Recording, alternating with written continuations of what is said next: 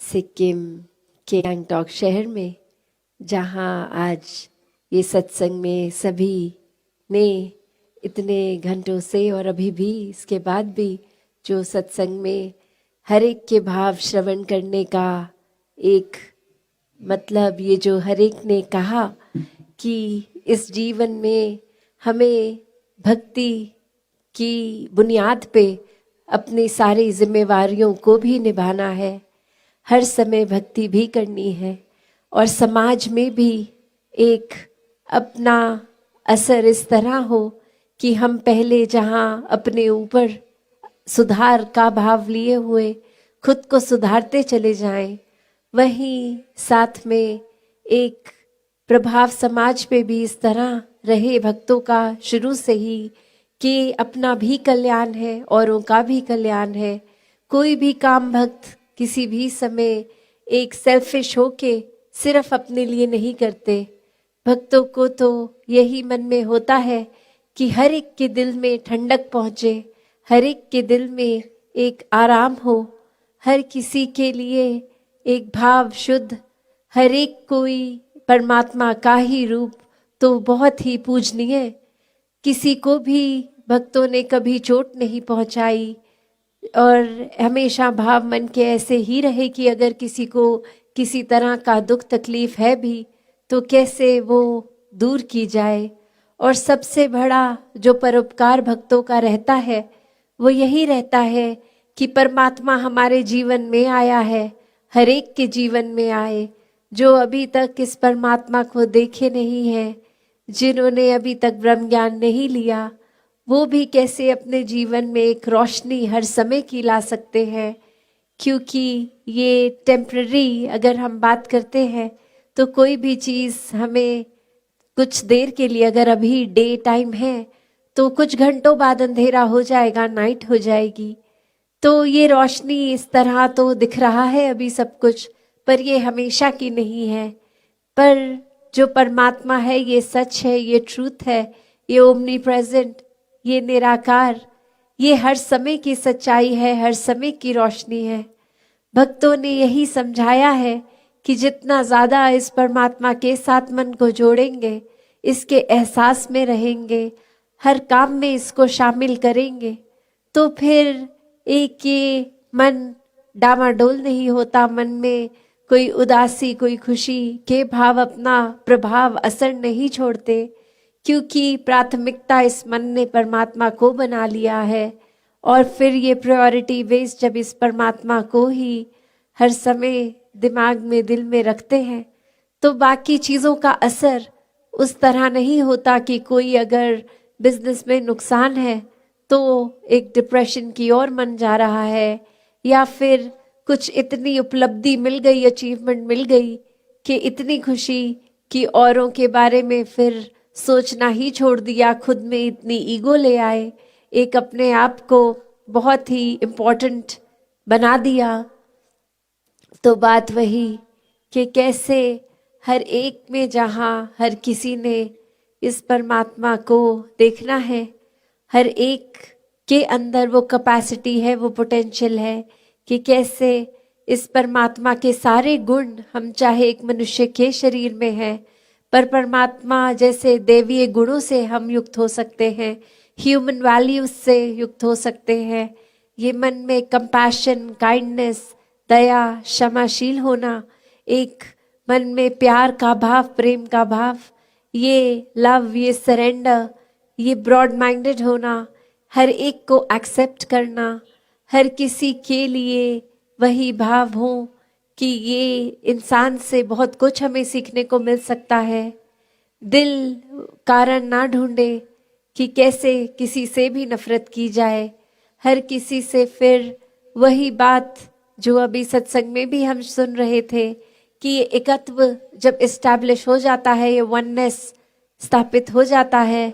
तो वो वननेस कोई उस बात की बात नहीं है कि हर कोई एक जैसा दिखे। एक फिजिकली तो हर किसी के शक्ल, आकार, फीचर्स एक बहुत ही अलग हैं। कोई किसी रीजन के होते हैं तो एक ज्योग्राफिकली रहने की वजह से उस तरह एक कल्चर और अपीयरेंस से खाना पीना वैसा हो जाता है, और दूसरे कहीं देश में, किसी और राज्य में, अपने देश में भी हो, तो वो एक अपीयरेंस वाइज तो अलग हो सकते हैं, बट जो अभी कॉमन थ्रेड की भी बात हो रही थी कि ये परमात्मा ही है जो जहाँ पूरे ब्रह्मांड में है, एक वो कनेक्शन हमारी इस परमात्मा से जब है, तो संसार के हर इंसान से हर कोई अपना है, हर एक में ही परमात्मा का वास। तो कैसे जब इस परमात्मा से प्यार हो जाता है, इस परमात्मा के अलावा फिर और कुछ दिखता ही नहीं है, हर एक में ही दिखता है,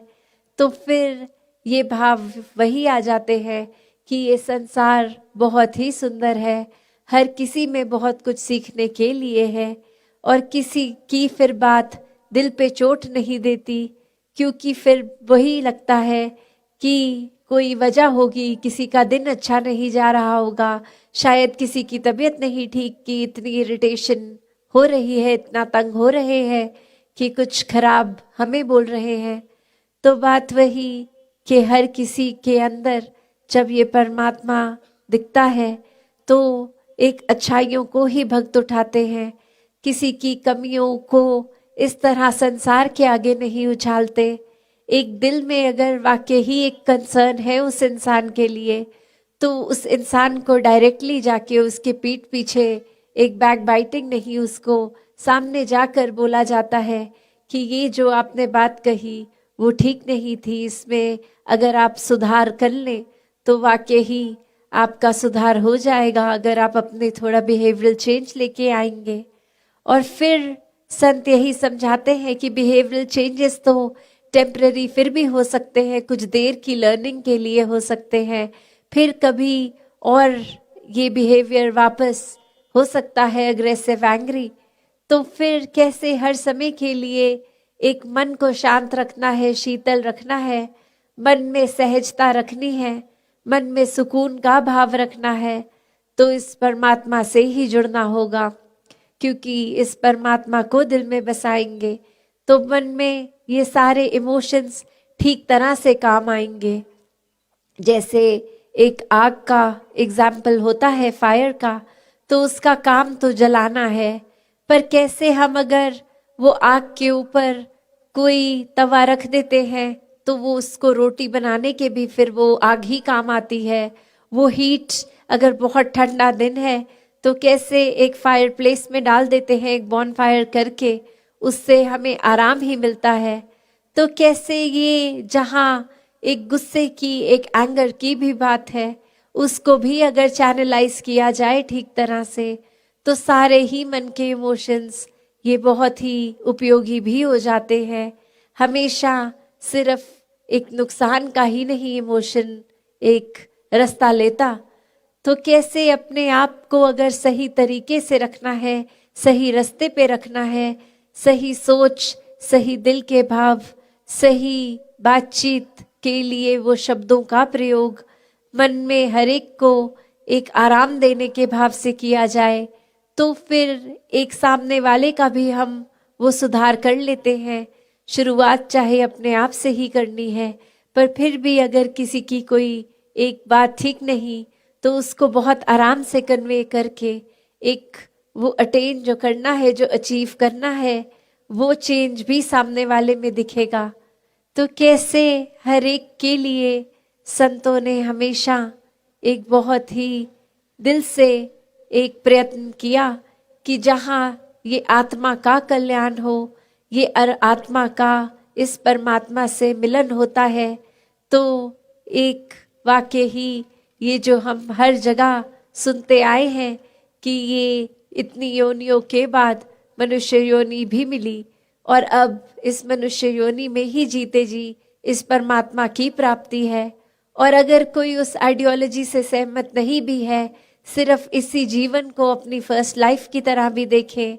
तो भी कितना कुछ है जो जीवन का समय, कितना टाइम है जो हमें मिला है, इतने साल मिले हैं, उसको हमने कैसे जीना है, उसको हमने किस तरह पॉजिटिवली, कंस्ट्रक्टिवली हर समय को जीना है। तो बात वही कि अगर जीते जी वाकई ही एक नैरो माइंडेड होकर, एक सिर्फ नफरत के भाव को पकड़ के, एक दूसरे में कमियां देख के,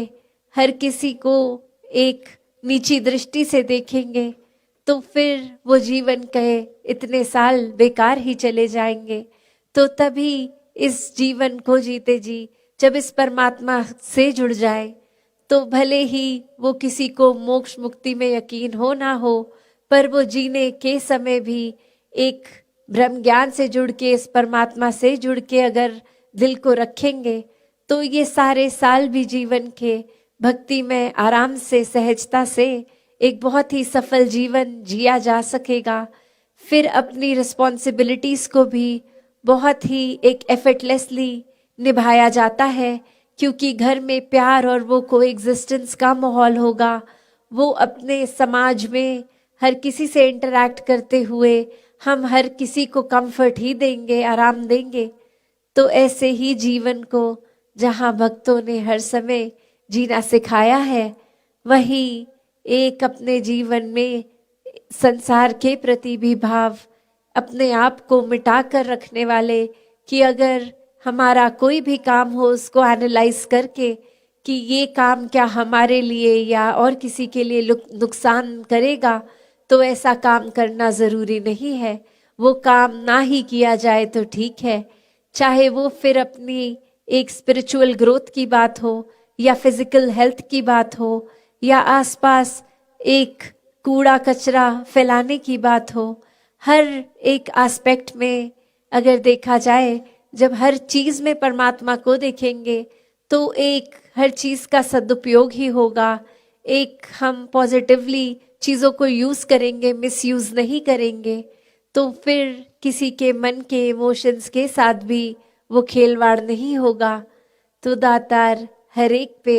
यही कृपा करे कि अपने जीवन को जहाँ पूरा पोटेंशियल दिया है इस दातार ने, कि एक बहुत ही कंस्ट्रक्टिव पॉजिटिव लाइफ की तरह जिया जाए। एक दिल में प्यार बन के इस परमात्मा से जुड़ गए। परमात्मा तो प्यार है, लव इज गॉड। तो जब इस परमात्मा को मन में बसा लिया, ये प्रेम, ये प्रेमा भक्ति का भाव आ गया। सिर्फ प्यार, कोई एक अडल्ट्रेशन नहीं, उसमें एक मिलावट नहीं कि ये प्यार है तो सिर्फ प्यार है, ये सेल्फलेस लव है। इसकी ऊपर कोई ट्रांजैक्शनल बात नहीं कि परमात्मा से कुछ चाहिए तो इसलिए परमात्मा से प्यार है। एक प्यार सिर्फ इसलिए कि अपने आप इस परमात्मा से एक कर लेंगे, एकत्व हो जाए, एक जीवन में हार्मनी का भाव आ जाए। ये कैसे हर चीज से संसार के एक मिक हो गए, जब एक ही बन गए तो कोई दूसरा बचा ही नहीं, और ये एक की अवस्था में ही फिर जीवन जिया जाता है। तो फिर इंसान को इंसान से भी प्यार, एक दिल के दूसरे दिल तक भाव सिर्फ प्यार के, एक दूसरे के प्रति सिर्फ वही कि हम हर एक के दिल तक एक ब्रिज का काम करें। एक कोई चीज देनी है तो अच्छाई दे, ना कि किसी के लिए इतनी हेट्रेड लेके मन में कोई वॉल्स खड़ी कर ले, अपनी दीवारें बना ले कि ये दीवारें बनी है, वो इंसान अब हमारे अंदर, हमारे पास आ ही नहीं सकता, दिल के अंदर आ ही नहीं सकता, क्योंकि हमें वो पसंद नहीं है। हर कोई अच्छा लगता है जब दृष्टि एक अच्छाई ढूंढने वाली बनती है। तो हमें जहाँ सेल्फ फोकस्ड इस चीज में तो होना है कि कैसे अपने नजरिए को ठीक करें, कैसे परमात्मा को और मन में बसाए, और वही दूसरों की और कि उनका क्या लाइफस्टाइल है, क्या बिहेवियर है, उस पे ज्यादा गौर ना करें। क्योंकि हर कोई जब अपना सुधार करेगा तो हर एक का सुधार अपने आप ही हो जाएगा, और ये आत्मा की पीड़ा भी जो परमात्मा से मिलके दूर हो जाती है, फिर एक मन में वैसे ही ठंडक शीतलता बनी रहती है जो जीवन भर उपयोगी रहता है। हर सिनेरियो में, हर सिचुएशन में, हर किसी परिस्थिति में फिर वो ऐसे ही ठहराव, एक स्थिरता का रूप जब जीवन ले लेता है तो बहुत ही खूबसूरती से फिर जीवन जिया जा सकता है। हर किसी के लिए मन समर्पित भाव सेवा का रखता है। एक संतों के साथ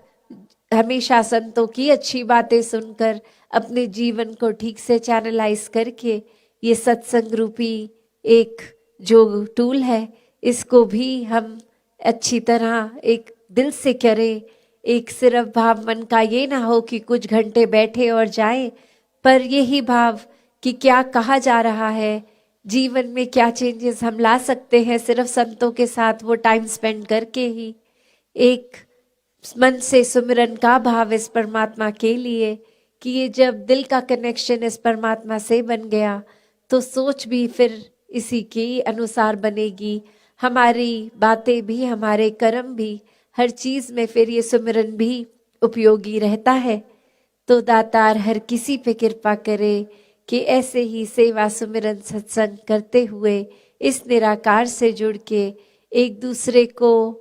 एक हम प्रायोरिटी भी बनाए लाइफ की, एक दूसरे के साथ शोल्डर टू शोल्डर रह के एक सहयोग के साथ जीवन जिएंगे तो बहुत ही आसान ये जीवन भी हो जाता है। एक दूसरे के सपोर्ट को और अच्छी तरह करके, ना कि एक कोशिश की अगर हमें कोई अचीवमेंट मिल रही है तो दूसरे के लिए ना मिले, पर संतों को मन में होता है कि हर कोई प्रोग्रेस करे, हर कोई सफलता प्राप्त करे, सिर्फ अपनी खुशी के ऊपर नहीं, हर एक के साथ आगे बढ़ने वाला भाव होता है संतों का। तो दातार ऐसे ही भावों से हर एक को युक्त करे। सात संगत जी, धन निरंकार जी।